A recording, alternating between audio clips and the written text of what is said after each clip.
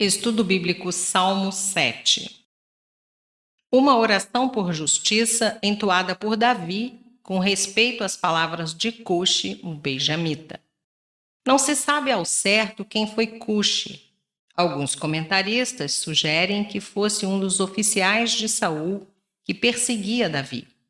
Outros acreditam que seja uma referência à rebelião de Absalão, a qual revelou que em Benjamim, tribo de Saul, o rei Davi tinha inimigos, segundo Samuel 16, verso 5.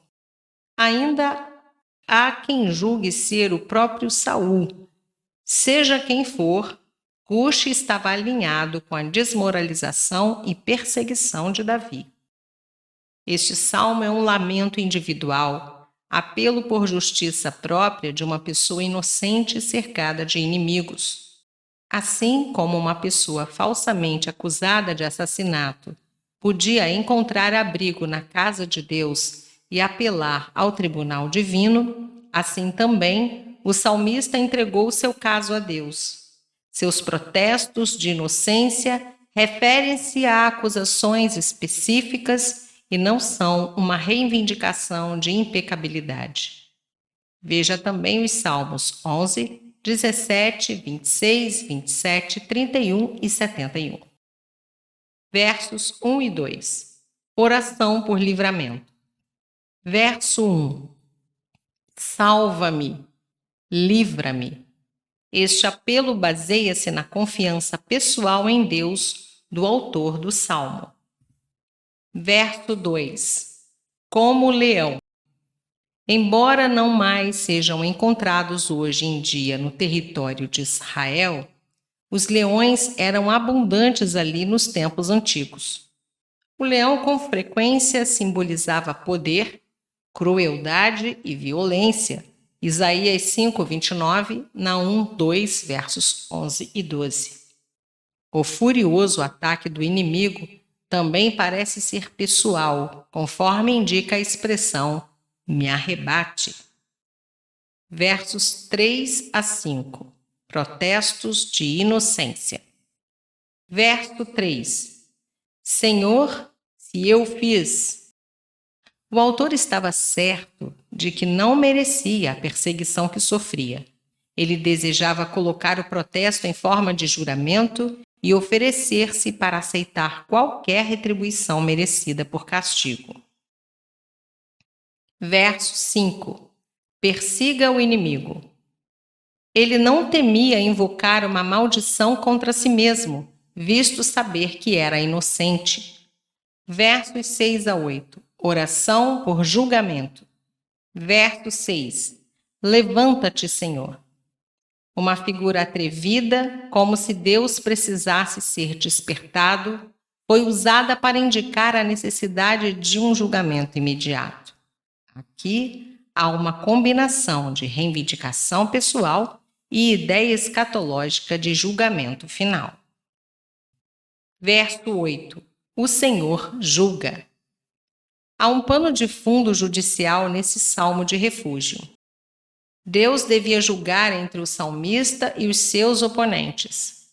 Segundo minha retidão. Retidão, justiça, incluindo a ideia de ter ou de ser vitorioso. Aqui, Davi não imagina que tem merecimento perante Deus. Salmo 6, versos 1 a 3. Mas está dizendo, de acordo com a razão que tenha nesta disputa. Nota homilética. Parte da obra do pastor amoroso é atacar os lobos. Parte da revelação do amor de Deus se vê na sua ira contra toda a obra do inferno, todo o pecado que possa perverter os homens. Versos 9 a 13. Confiança no justo juiz. Versos 9 e 10. Pois sondas a mente e o coração, ó justo Deus. O resultado está assegurado pela própria natureza de Deus. A profunda justiça de Deus é a garantia do triunfo dos retos que confiam em Deus e observam sua vontade, enquanto o ímpio tem de lidar com a ira. A ação do juízo divino sobre o que não se arrepende fica figurativamente declarada em termos de combate terreno. Versos 11 a 13. Juiz. No hebraico, shofet, aquele que pela justiça descobre com quem está a razão e com quem está o erro.